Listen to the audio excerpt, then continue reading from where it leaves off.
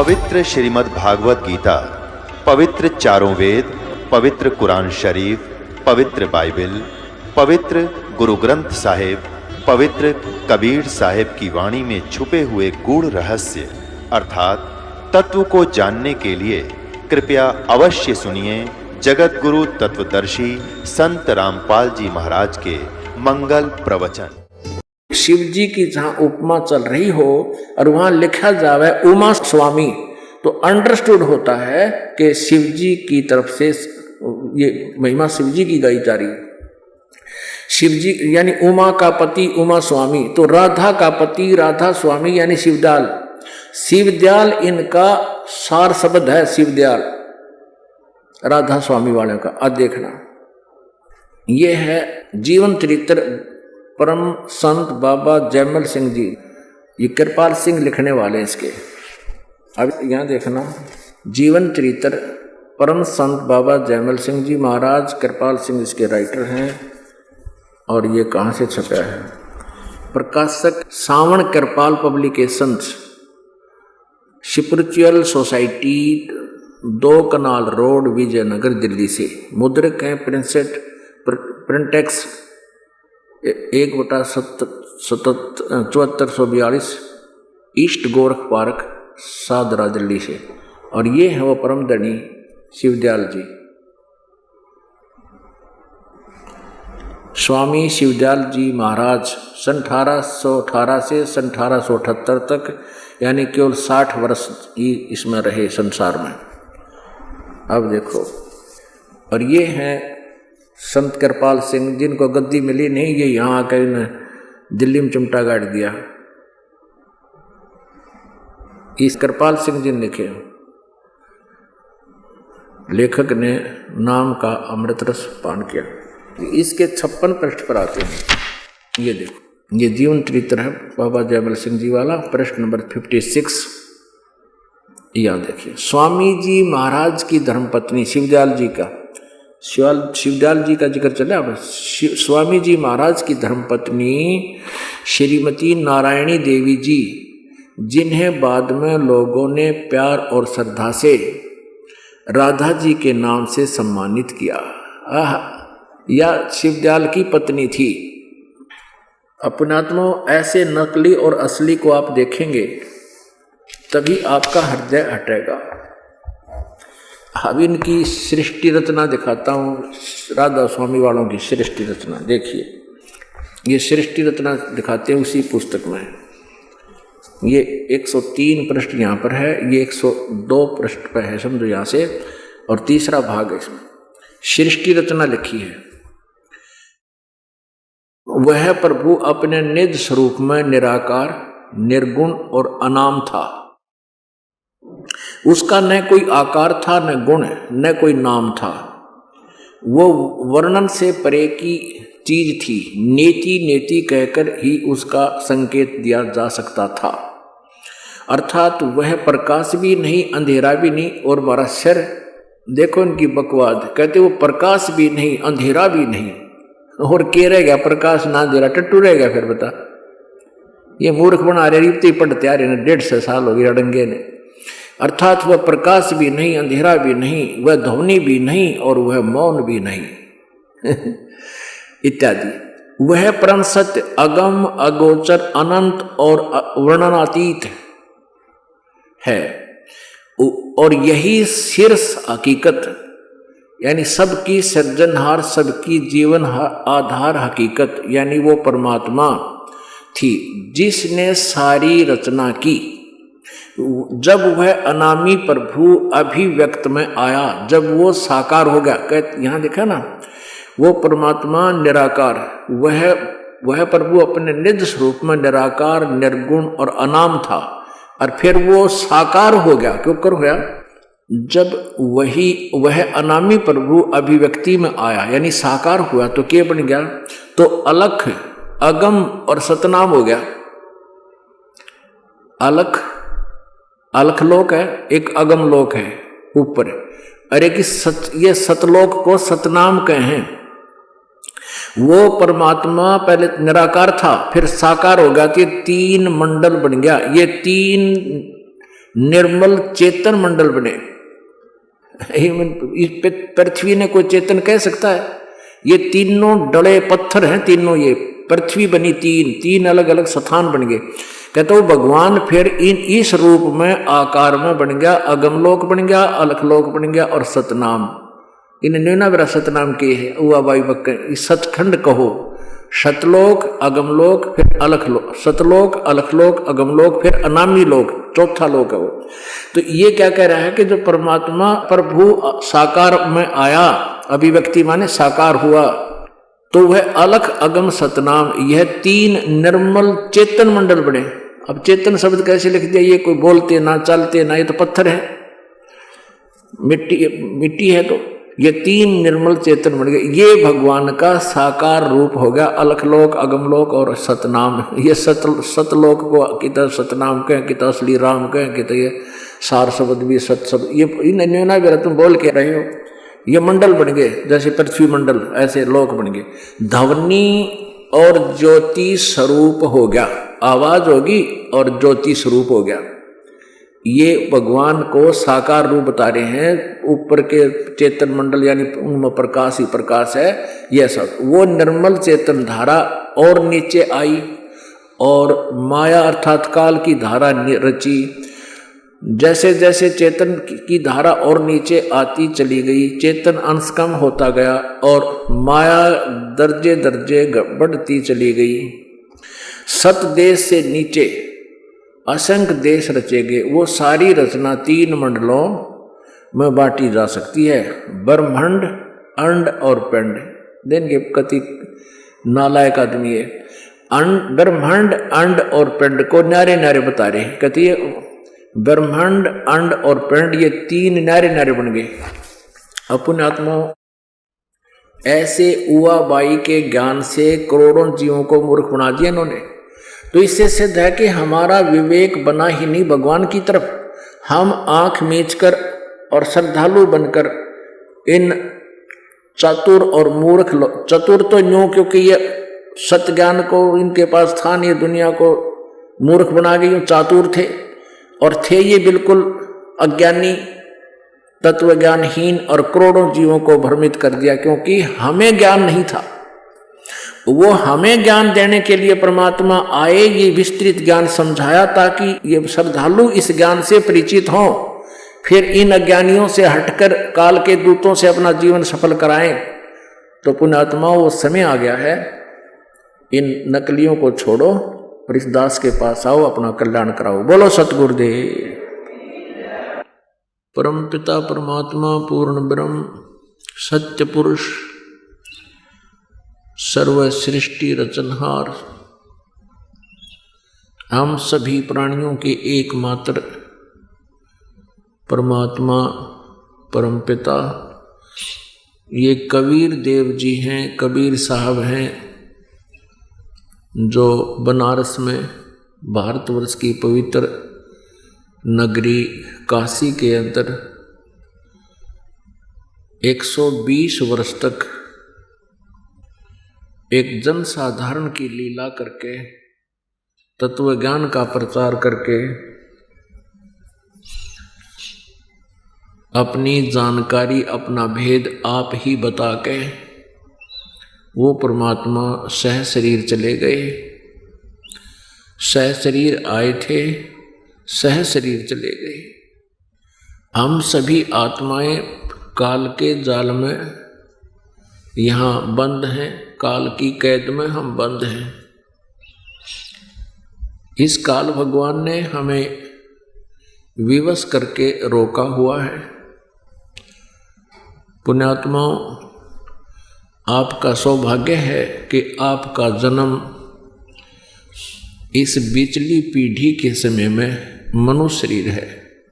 आपका जन्म मानव का है और दूसरे आप और अत्यधिक पुण्यात्मा हैं कि आपको परमात्मा का ये ज्ञान सुनने को मिला और ये मोक्ष मार्ग प्राप्त हुआ। धन है आपके माता पिता जिनसे जन्म हुआ। पुण्यात्मा परमात्मा कहते हैं लखबर सूरा जूझही लख पर सावत दे, लख पर यति जहान में, तब सतगुरु शरणा ले। इस परमेश्वर की शरण प्राप्ति उन पुण्यात्माओं को होती है। लख बर सूरा जूझ ही, लाखों बार जो सूरवीर रहे हों। सूरवीर की क्या खासियत होती है कि वो अत्याचार अन्याय सहन नहीं करता, दूसरों को कभी दुखी नहीं करता। वो अन्याय को मिटाने के लिए अपना शरीर के टुकड़े टुकड़े करा देता है, उल्टे कदम नहीं रखता। लख बर सावत दे, लाखों बार बहुत ही अच्छे पुण्यकर्मी प्राणी का जन्म आपका हुआ हो। सावत दे का अर्थ होता है जिस व्यक्ति के हाथ घुटनों से नीचे तक चले जाते हैं, उस व्यक्ति को सावंत शरीर वाला व्यक्ति कहा जाता था। वो संसार में एकाध ही हुआ करते थे, अब तो शायद ही कोई हो। तो वो बहुत नेक आत्मा होते थे। बहुत पुण्यकर्मी प्राणी ऐसे शरीर युक्त होते हैं। फिर कहते हैं लख पर यति जहान में। यति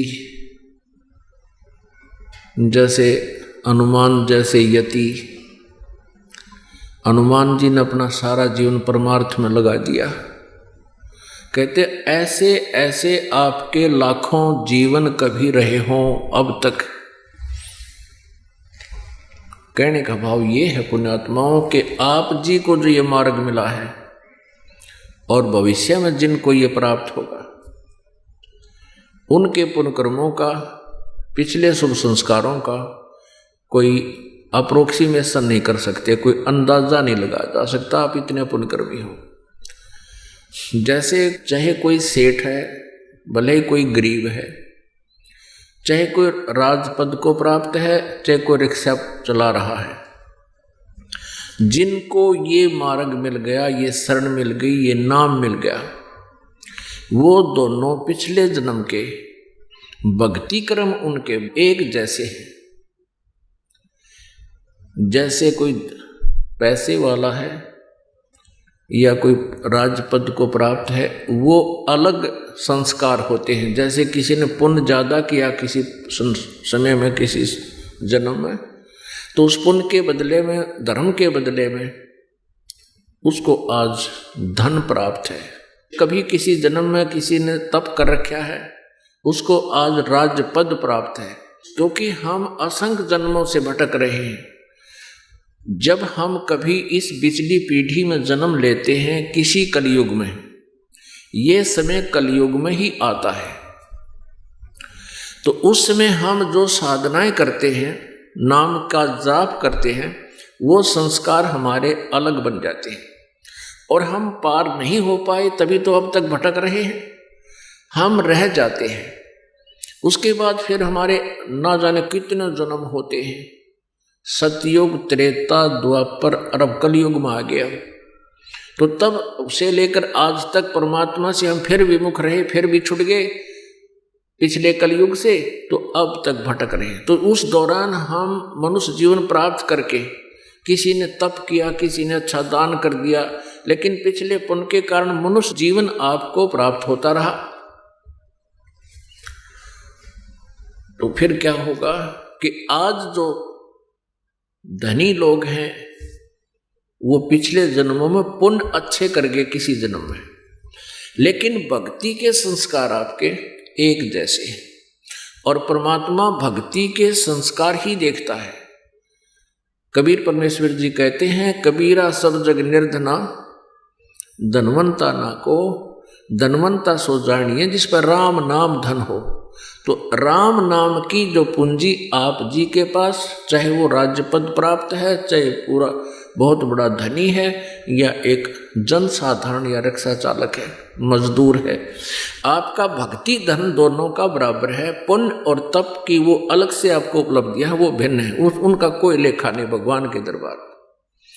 तो कहने का भाव यह है कि वो सेठ भी, धनी व्यक्ति भी और राजपद प्राप्त व्यक्ति भी और एक गरीब व्यक्ति भी परमात्मा के दरबार जिसको प्राप्त हुआ, ये शरण प्राप्त हुई, ये नाम मिला सच्चा सतनाम, तो दोनों के भक्ति कर्म बराबर है।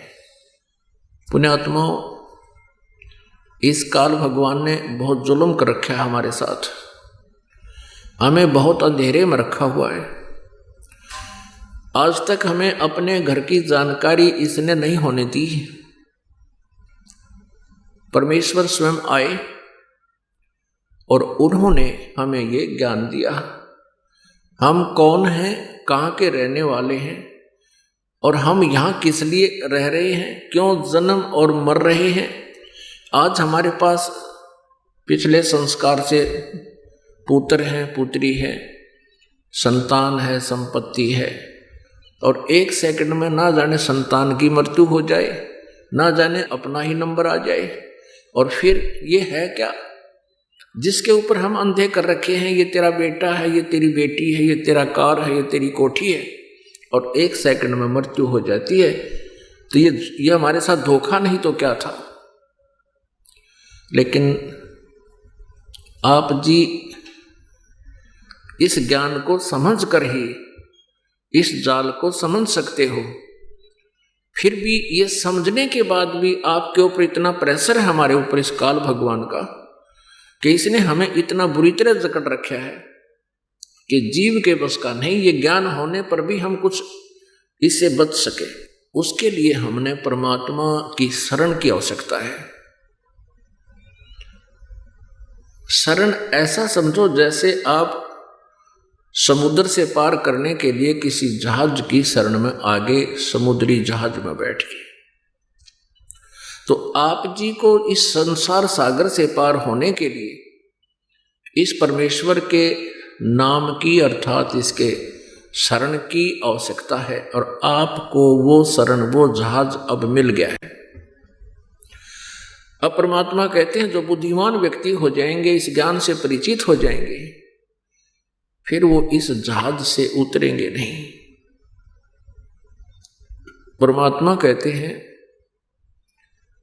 एक फार्मूला है परमात्मा पाने का और काल के जाल से बचा रहने का। कबीर परमेश्वर जी स्वयं आकर बताते हैं कि ये फार्मूले याद कर लो। द्वार धनी के पड़ा रहे, धक्के धनी के खावे, 100 काल झकझोल ही पर द्वार छोड़ ना जावे।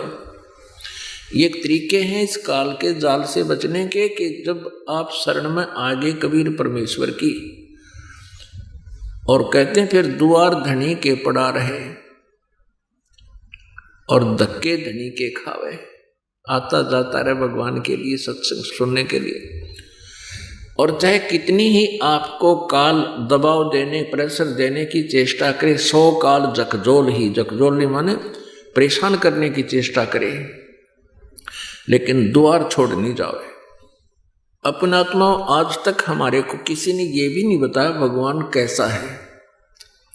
किसी भी संत पंथ जो परमात्मा से अपरिचित थे, ऋषि महर्षि मंडलेश्वर, उन सभी ने यही बताया है कि परमात्मा निराकार है, जबकि हमारे सदग्रंथ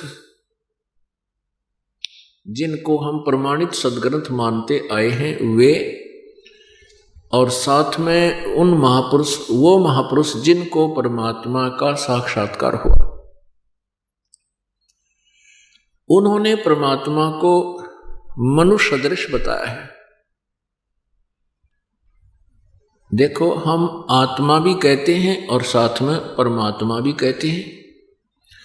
आत्मा तो हम जीव संज्ञा में आ गए, क्योंकि आत्मा के ऊपर ये कवर चढ़ा दिया इस काल ने,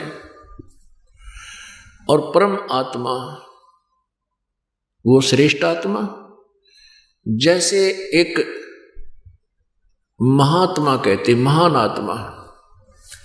अब इसका मतलब है कि उस महात्मा, जो संत को हम महात्मा कह देते हैं, तो उस महात्मा जैसे और भी हैं, लेकिन वो उनमें एक विशेष है, अच्छी आत्मा है। तो ऐसे ही जैसे ऋषिवर बोल देते हैं, ऋषिवर यानी ऋषि श्रेष्ठ, ऋषियों में श्रेष्ठ। तो इससे सिद्ध है कि ऋषि और भी हैं उसी के शकल के, उसी के आकार के, लेकिन उनमें एक श्रेष्ठ है। ऐसे ही परमात्मा और आत्मा, जब हम अपने आप को आत्मा कहते हैं और हमारा शरीर कैसा है, तो परमात्मा भी हमारे ही जैसा है। और परमेश्वर परिचित पुण्यात्माओं ने कहा कि हमरे ही उनिहार है, हमरा सिरजनहार है। अब जैसे नारायण बोलते हैं, नर नारायण, तो नर और नारायण कहते हैं और विष्णु जी को हम भगवान कहते थे। और फिर कोई पूछता था कि परमात्मा कैसा है, कहते थे निराकार है। पुण्यात्माओं, परमात्मा कैसा है, कौन है, उसका वास्तविक नाम क्या है, ये हमारे सद्ग्रंथ बिल्कुल क्लियर करते हैं। और साथ में वो महापुरुष जिनको परमात्मा प्राप्त हुआ, वो भी यही गवाही देते हैं कि परमात्मा हमारे सदृश है, मनुष्य जैसा ही है। और परमेश्वर कबीर देव जी ने अपनी अमृत वाणी में स्पष्ट किया है, अपनी ही जानकारी देते हुए कहा है, कर नैनो दीदार महल में प्यारा है। उसमें लास्ट कली में स्पष्ट किया है कि परमात्मा कहते हैं करोड़ चंद्रमा और इतने ही सूर्य, इन दोनों की मिली जुली रोशनी भी पर पुरुष के रोम के समान भी नहीं है। सत्य पुरुष पूर्ण परमात्मा के सतलोक में जो साकार परमात्मा है, मनुष्य सदृश है, उसके रोम कूप के भी बराबर नहीं है। इससे सिद्ध है कि परमेश्वर मनुष्य सदृश है, साकार है, लेकिन परमात्मा इसलिए कहा गया है कि आत्मा से श्रेष्ठ है। सतलोक में हमारा जो शरीर होगा, जब यहां से हम चले जाएंगे, उसमें ये पांचतव का शरीर हमारे साथ नहीं रहेगा, ये तो यहां सभा कर दिया जाएगा। इसके नीचे एक सूक्ष्म शरीर है, सूक्ष्म के नीचे कारण शरीर है, कारण के नीचे कैवल्य शरीर है, एक महाकारण शरीर है। ये सभी शरीर हमारी आत्मा की बॉडी के शरीर के ऊपर इस काल ने सुनियोजित तरीके से हमारे ऊपर मंड रखे हैं। फिर ये सब शरीर हमारे नष्ट होते चले जाएंगे। लास्ट में हमारा जो ओरिजिनल शरीर है वो रह जाएगा, अंदर है वो जो का जो, उसमें 16 सूर्य जितना प्रकाश होगा हमारा टोटल बॉडी का। हमारा तो वहां पर हम हंस रूप में होंगे, हंस माने अच्छी आत्माएं, पक्षी जैसे नहीं होंगे, हम हंस हैं और वहां परमात्मा परमहंस है। हम आत्मा हैं, वो परमात्मा है। तो हमारा तो कुल सारे शरीर की रोशनी 16 सूर्यों के तुल्य होगी। इतना तेजों में सुंदर शरीर एक तत्व का नूरी तत्व से बना हुआ होगा, और परमात्मा का हमारे से इतना अत्यधिक तेजों में होगा कि उनके एक रोमकूप में करोड़ सूर्य मिला दे, करोड़ चंद्रमा, तो भी रोशनी उनकी मिली जुली भी फीकी रहे। तो इससे सिद्ध होगा कि वो होता है कि वो कितने समर्थ हैं, जिसने असंख्य ब्रह्मांडों को अपने वचन की शक्ति से, शब्द की शक्ति से और सबको रोका हुआ है, ठहराया हुआ है और घुमाया हुआ है। वो पूर्ण परमात्मा सत्य पुरुष है।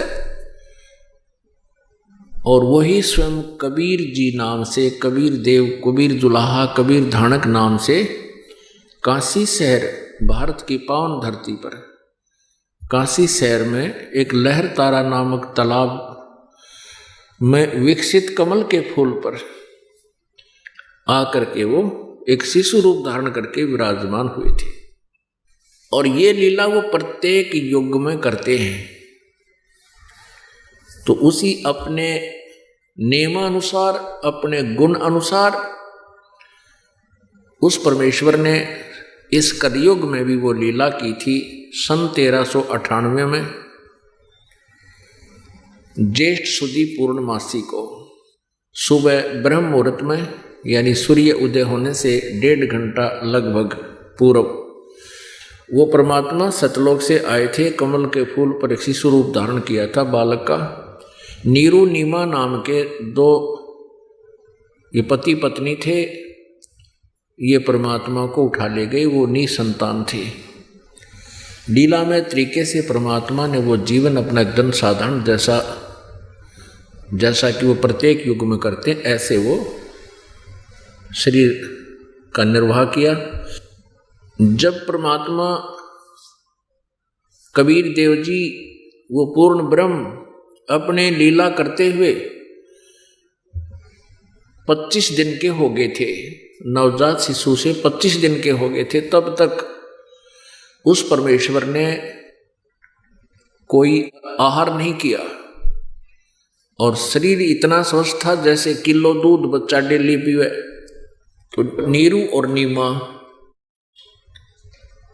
जो परमेश्वर को लेकर गए थे वो चिंतित हो गए कि हे परमात्मा,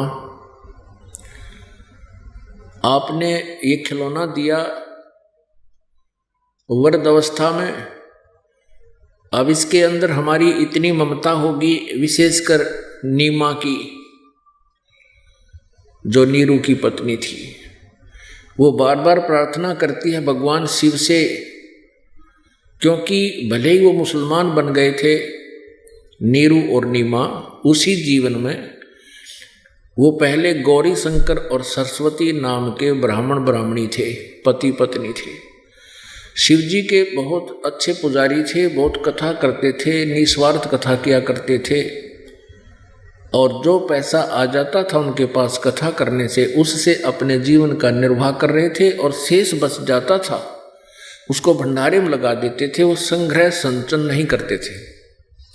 बहुत ही अच्छी आत्मा थी, बहुत ज़्यादा उनका बोलबाला हो गया था, हिंदू धर्म का प्रचार वो बहुत अच्छा कर रहे थे। मुसलमानों को ये बात खटक गई, अच्छा नहीं लगा। उधर से अन्य जो दूसरे ब्राह्मण थे उनको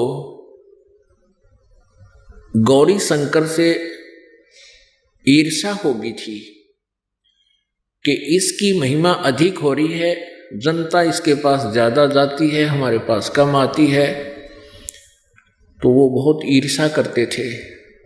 मुसलमानों को इस बात की जानकारी हुई कि अन्य ब्राह्मण इसके साथ नहीं हैं, तो उन्होंने दाव लगा करके गौरी शंकर और सरस्वती के घर पर मुसलमानों ने अपना झूठा पानी छिड़क दिया, उनके मुंह में डाल दिया। अन्य ब्राह्मणों ने उसकी मदद नहीं की, हेल्प नहीं की, बल्कि ढिंडोरा पिटवा दिया कि गौरी शंकर मुसलमान बन गया है, उसका हुक्का पानी बंद, गंगा में स्नान करना बंद, और तुरंत प्रभाव से वो इफेक्टिव कर दिया। अब श्रद्धालुओं ने वहां जाना बंद कर दिया, हिंदू धर्म के शास्त्र उससे छीन लिए गए। अब बड़ी मुसीबत में आ गए वो दोनों दंपति, पति पत्नी। नीरू का नाम रख दिया नूर अली मुसलमानों ने, और यानी गौरी शंकर का नाम रख दिया नूर अली, जिसको नीरू कहने लगे, और सरस्वती का नाम रख दिया नियामत, उसको नीमा कहने लगे। अब दोनों के सामने रोजी रोटी का संकट हो गया। उन्होंने सोचा भी हम कौन सा व्यवसाय करें जिसमें पैसा ना लगे, तो उन्होंने जुलाहे का कार्य शुरू कर दिया। जुलाहे का कार्य में कुछ नहीं, एक 3-4 लठ गाड़ने होते हैं खुट्टे से, बस और कुछ नहीं खर्चा होता। एक खड्डी सी बना देते थे खोद कर, तो कपड़ा बुनने का कार्य शुरू कर दिया था। वो कार्य करते करते उनको 20-30 वर्ष हो गए थे। तब परमात्मा कबीर देव जी उनको लहर तारा नामक तालाब के अंदर कमल के फूल पर प्राप्त हुए थे। भले ही वो मुसलमान बन गए थे, फिर भी भगवान शिव की कसक उनके हृदय से नहीं गई थी। अंदर से वो भगवान शिव से अपने दुख का जो है ना निवारण चाहते रहते थे। इसी तरह कबीर परमेश्वर जी 25 दिन के हो गए, कुछ आहार नहीं कर रहे थे। नीमा जो मुंह बोली माता थी परमेश्वर की, वो बहुत विलाप करने लगी। हे भगवान शंकर, हे शिव जी, आपने खिलौना दिया और अब इसको वापस ले रहे हो। ना देते अलग बात थी, टाइम पास हो रहा था, अब देकर ले रहे हो, अब मेरे से जिया नहीं जाएगा। ये बच्चा यदि मृत्यु को प्राप्त हो गया तो आपकी दासी भी जीवित नहीं रहेगी। कति फाइनल फैसला कर लिया। तब परमेश्वर कबीर जी ने प्रेरणा की, भगवान शिव जी वहाँ से आए एक साधु संत का रूप बना के। नीमा बुरी तरह रो रही थी, कारण जाना उस महात्मा रूप में शिव जी ने, तो नीमा ने अपना सारा दुखड़ा रोया। तब साधु संत रूप में खड़े भी शिव जी ने कहा कि माई तेरा बेटा दिखा मुझे, कहाँ है। नीमा ने बताया था कि ऐसे ऐसे भगवान शिव जी से मुझे खिलौना प्राप्त हुआ था, अब वो मरेगा क्योंकि दूध नहीं पी रहा है, और वो मरेगा साथ में मरूंगी बाबा जी, जीवों को नहीं। तब भगवान शिव ने कहा था माई तेरा बेटा दिखा, कहाँ है। अब नीमा लाई उठा के परमात्मा को पालने से, और उठा करके शिव जी रूपी साधु वेशभूषा में खड़े थे, उनके चरणों में डालना चाहा, ऐसे उनके चरणों में रखना चाहा। तो कबीर जी माई के हाथों से उठकर और शिव जी के शीश के पैरेलल हवा में खड़े हो गए, ऐसे अपने आप बगैर किसी सपोर्ट के। नवजात शिशु 25 दिन के बालक। अब माई ने सोचा कि इस बाबा जी में इतनी करामात है, इतनी चमत्कार है, चमत्कारी है यूं कि मेरे बच्चे को आकाश में रोक दिया। तब शिव जी ने ऐसे किया, हाथ में लेने के लिए परमात्मा शिव जी की गोदी में आ गए। तब 7 बार चर्चा की शिव जी और पूर्ण परमात्मा ने। अब शिव जी ये नहीं समझ सके कि ये परम अक्षर ब्रह्म आए हुए हैं, इतना अवश्य जान गए कि ये परम सिद्ध पुरुष है, कोई सिद्धि युक्त हंस है। तब परमेश्वर ने कहा कबीर जी ने कि इनसे कहो एक कंवारी गाय लावे, कंवारी गाय लावे और उसके कमर पर आप थपकी लगा देना, आशीर्वाद दे देना उसको, वह दूध दिया करेगी। ऐसा ही हुआ। साधु वेश में खड़े शिव जी ने कहा कि तेरा पति कहाँ है माई।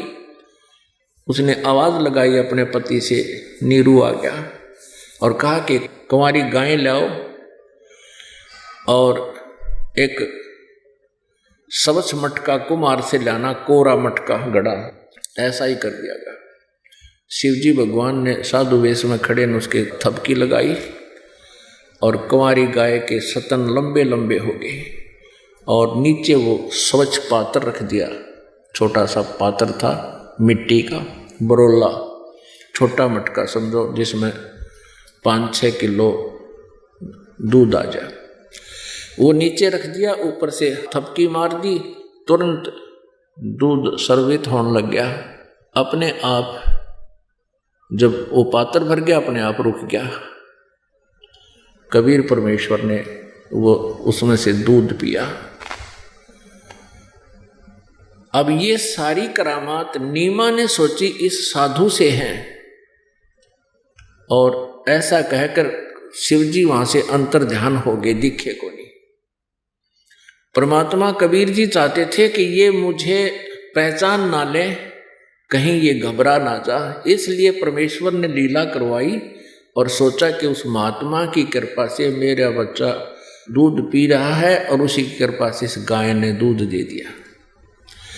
करे करावे साइया मन में डर उठा, दादू सदर जीव के वो आप बगल हो जाए।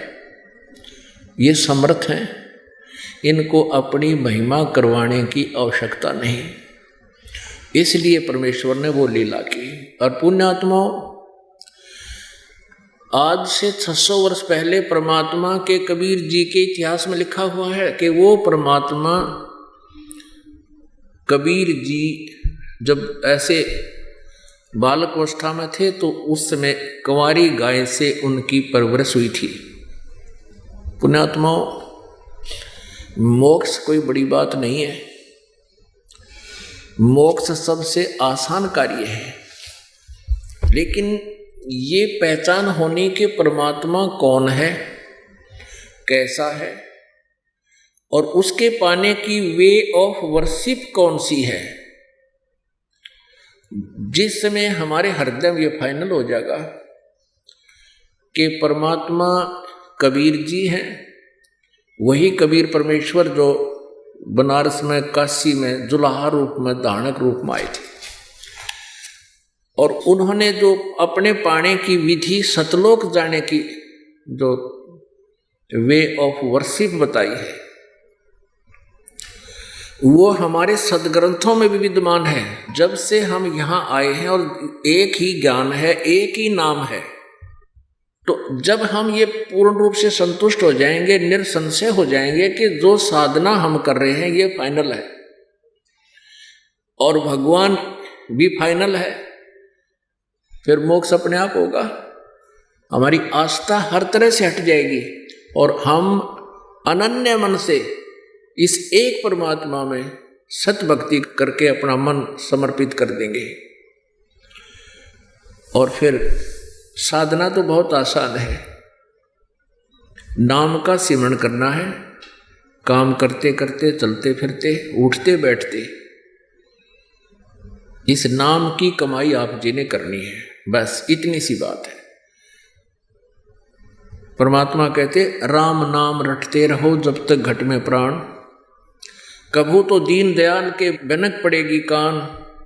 तो अब आपको दिखाते हैं कि आज से 600 वर्ष पहले परमेश्वर कबीर जी ने कैसी लीला की थी, और फिर आप जी को वेदों में दिखाएंगे कि परमात्मा ऐसी लीला करता है, तो भगवान को पहचानना कति आसान हो जाएगा।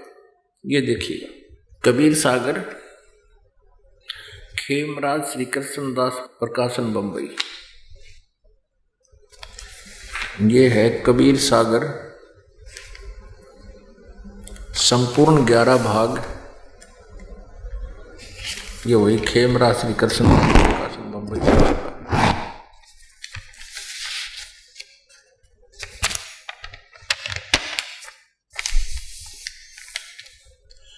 सत्य कबीर सागर, ज्ञान सागर, प्रथम खंड। कबीर पंथी भारत पथिक स्वामी युगलानंद विहारी द्वारा परिष्कृत। मुद्रक एवं प्रकाशक हैं खेमराज श्री कृष्ण दास, अध्यक्ष श्री वेंकटेश्वर प्रेस, खेमराज श्री कृष्ण दास मार्ग, मुंबई। अब ये कहाँ से प्रकाशित, ये यहाँ से प्रकाशित है। अब इसके दिखाते हैं आपको, ये है ज्ञान सागर, पृष्ठ 74 पे।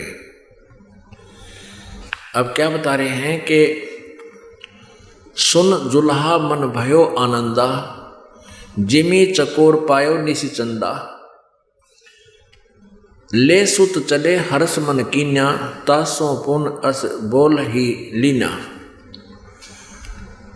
सुत काशी को ले चले लोग देखण ता आव, अन्न पानी बख्शे नहीं और जुल्हा शोक जनावे। तब जुल्हा मन कीन तिवाना, रामानंदों कही उत्पाना, मैं सुत पायो बड़ा गुणवंता, कारण कौन बखे नहीं संता। अब क्योंकि बच्चे को गड़बड़ हो जाता किसी प्रसिद्ध संत के पास ले जाते हैं। अब रामानंद जी के पास गया जुलाहा, उसे कारण पूछा किस कारण से बच्चा मेरा अन्न नहीं खा रहा। रामानंद ध्यान तब धारा, जुल्हा सो तब वचन उचारा, पूर्व जन्म में तम ब्राह्मण जाति, हरि सेवा की नहीं बली बाती।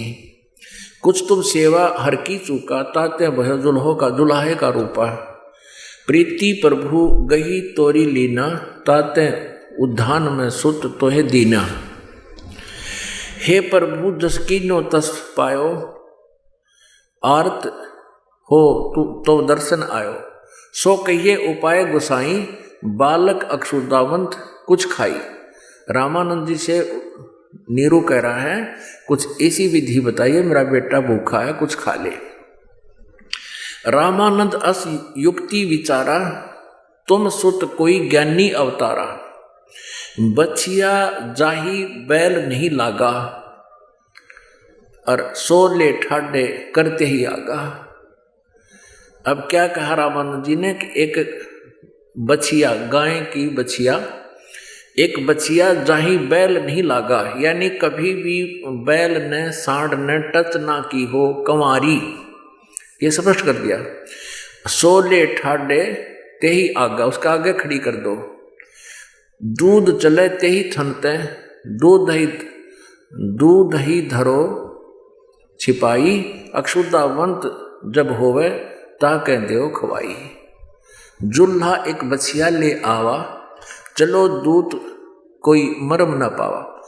अब यहाँ इन्होंने थोड़ी सी गलती कर दी, क्योंकि ये समझ नहीं सके कबीरपंथी, इन्होंने छांट काट कर दी।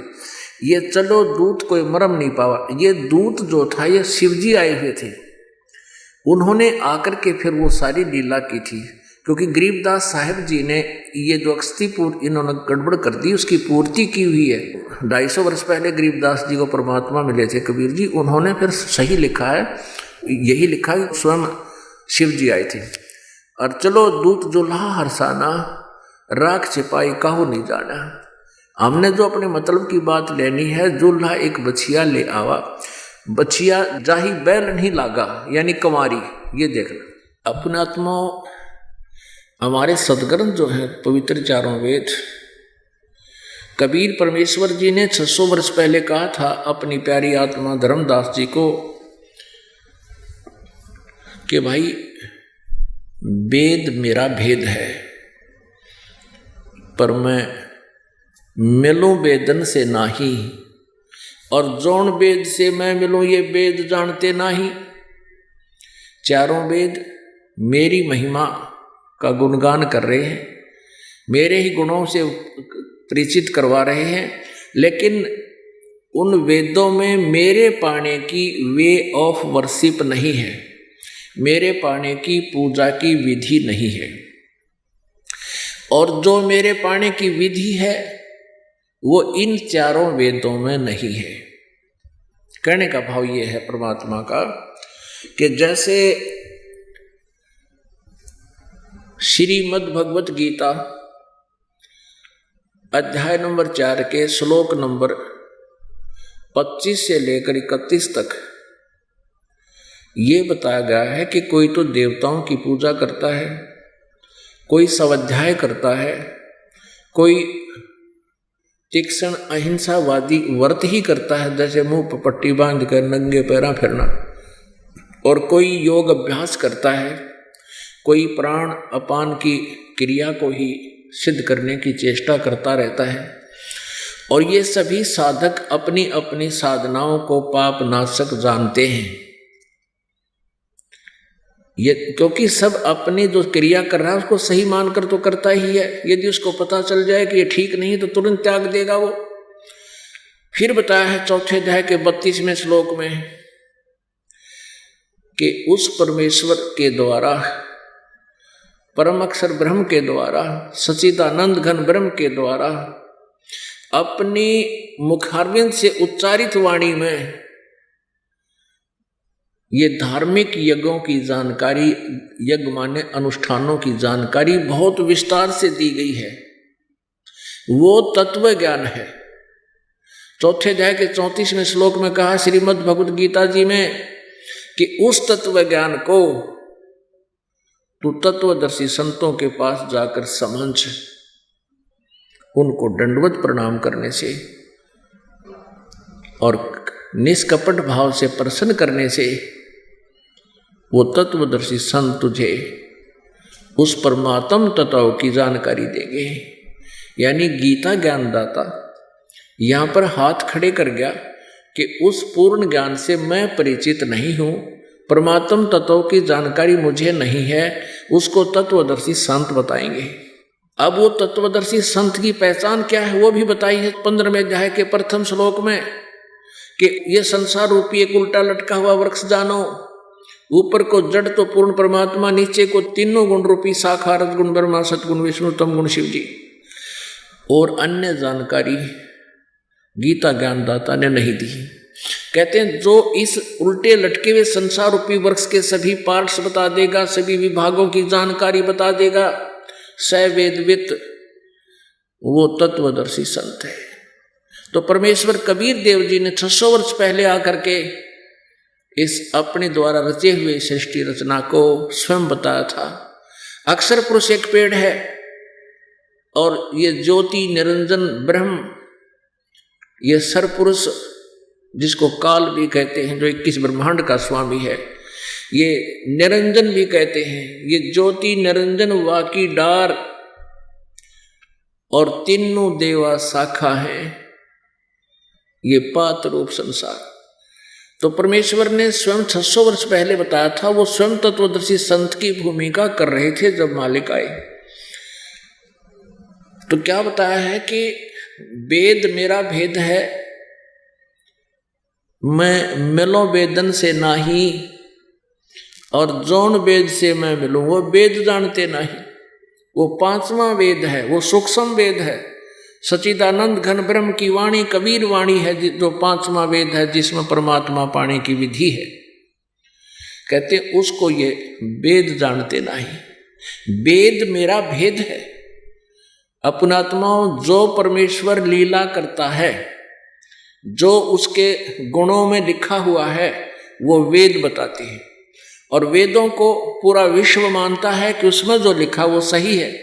बात रही दूसरी के वेदों को समझ नहीं सके, इन्होंने इनके अनुवाद, इनकी जो है जानकारी उल्टी सुल्टी समाज को पेश कर दी। वो हमारा दुर्भाग्य रहा कि हमें नकली गुरु मिले। एक धर्मदास नाम के एक बहुत महान आत्मा, अच्छी आत्मा थे, पुण्य आत्मा थे, हिंदू धर्म में जन्मे थे, वैश्य कुल में उनका जन्म था, बणिए थे, बहुत रईस आदमी थे, फिर भी भगवान की चाह न्यारी थी और उसी तरफ में मथुरा पहुंच गए थे। तो परमात्मा मथुरा पहुंचे, उसके लिए उसको ज्ञान से परिचित कराया। वो ब्रह्मा विष्णु महेश शिव जी के उपासक थे, राम कृष्ण के, शंकर और विष्णु जी के, राम के। इस ज्ञान से परिचित कराने के बाद फिर उसने कहा, फिर परमात्मा को देखा सचखंड में, सतलोक में, कबीर देव जी को। फिर वापस जब आई उसकी आत्मा, जो भगवान से कहा, प्रभु परमात्मा जो आप बता रहे हैं वो सही सत्य है, क्योंकि मैं आंखों देख चुका हूं, लेकिन इससे सिद्ध है कि ये वेद और कतेब यानी वेद और पुराण, गीता आदि झूठे हैं। इससे सिद्ध है कि ये झूठे हैं, क्योंकि हम इनमें वो जानकारी है नहीं जो आप बता रहे हो। परमात्मा ने कहा, वेद कतेब झूठे नहीं भाई, और झूठे हैं जो समझे ना।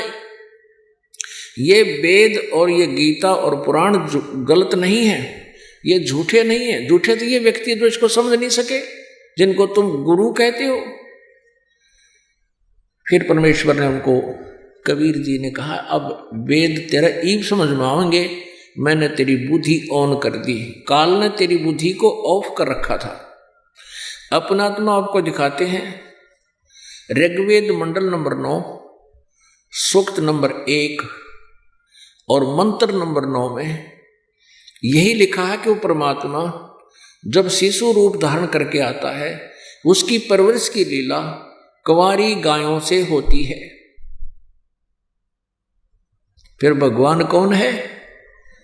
जब परमात्मा की महिमा वेदों में लिखी है, और वेदों वाली लीला केवल एक ही परमेश्वर ने की है, ना श्री कृष्ण ने की, ना राम ने की, ना किसी और हजरत मोहम्मद ने की, ना ईसा जी ने की। तो फिर भगवान कौन है? 2 मिनट में समझ में आ जाएगा परमात्मा कौन है, उसका नाम क्या है। ये देखिएगा, ऋग्वेद 9-10 मंडल हैं, ये इकट्ठे ही अनुवादित हैं। यहां देखिएगा,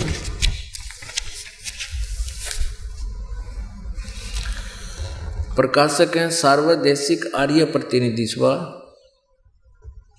महर्षि दानंद भवन, रामलीला मैदान, नई दिल्ली। मुद्रक है Prince offset printers, 1510 Pataudi house, Daryaganj, नई दिल्ली। अब इसके देखिए, यह है ऋग्वेद मंडल नंबर 9,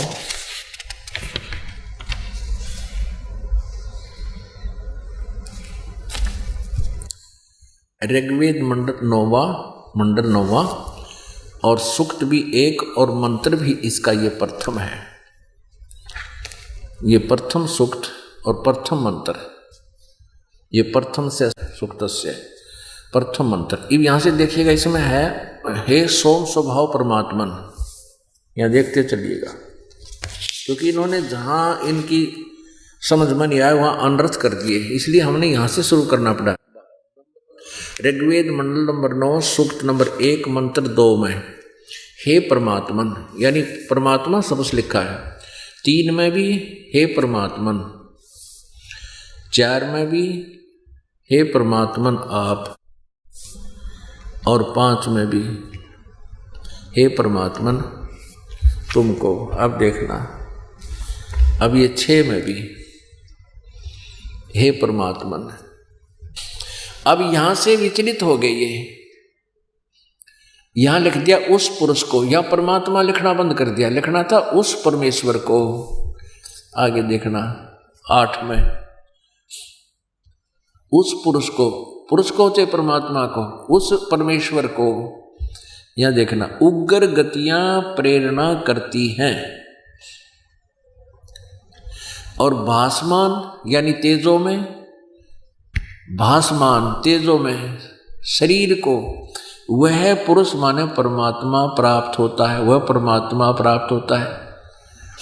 यानी एक हल्का तेज पुंज का शरीर बनाकर वो परमात्मा यहाँ प्रकट होता है। यहाँ इन्होंने परमात्मा लिखना बंद कर दिया, क्योंकि इनकी अज्ञान छुरी है कि भगवान निराकार है। ये आर्य समाज वालों की, दानंद की, यानी सभी की है वैसे तो ये, जिसमें 3 प्रकार से दूसरों को वारण करने वाला, दूसरों का कल्याण करने वाला मधु में शरीर मिलता है। यानी उस परमात्मा का 3 सचिथि में है वो परमेश्वर।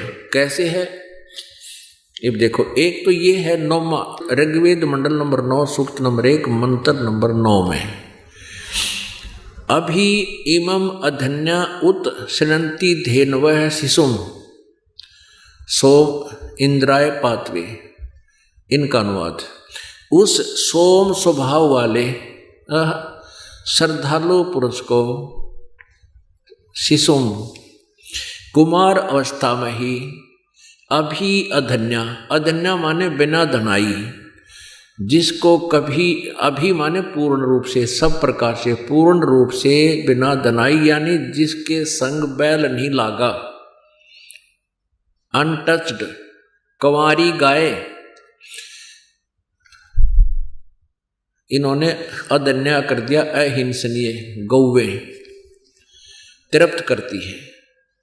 उस सोमम माने अमर परमेश्वर को, जो शिशुम, जो बालक रूप धारण करके आता है, कुमार बालक अवस्था में सब प्रकार से अहिंसनीय, अभी अधन्या यानी कंवारी गौयों तृप्त करती हैं, उसकी परवरिश की लीला करती है। तो पुण्यात्माओं, परमात्मा को पहचानना हमने सबसे पहले। अब परमात्मा कैसा है और वो कौन है, ये तो आपको पता लग गया कि वो कबीर देव है। उनकी जीवनी में लिखा है, वेद उसको सेकंड कर रहे हैं। अंडरस्टूड हो गया कि ये लीला जो वेदों में लिखी है केवल कबीर साहब ने, कबीर देव जी ने की है। अब वो परमात्मा है कैसा, साकार है, मनुष्य सदृश है। पहले तो आपके उदाहरण देते हैं। एक सन 1727 में, ये तो अभी बहुत निकट की बात है, 300 वर्ष पहले, जब आदरणीय संत गरीबदास जी 10 वर्ष के थे और अपने ही खेतों में गौवें चरा रहे थे, आदरणीय गरीबदास साहिब जी गांव छुडानी, जिला झज्जर, हरियाणा के अंदर इनका जन्म हुआ।